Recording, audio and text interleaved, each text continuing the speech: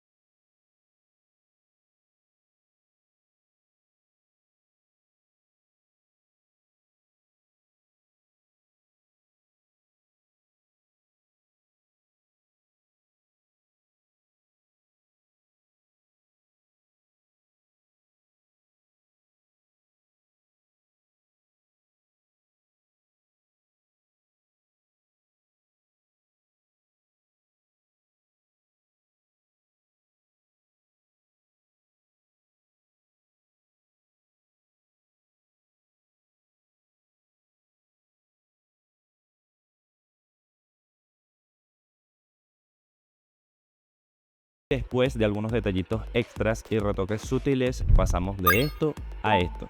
Este diseño la verdad lo hice súper rápido, en un tiempo récord, y precisamente si quieres seguir practicando con este tipo de diseños te voy a estar dejando este otro tutorial por aquí paso a paso, mejor explicado, para que puedas seguir aprendiendo. Nos vemos en el próximo video.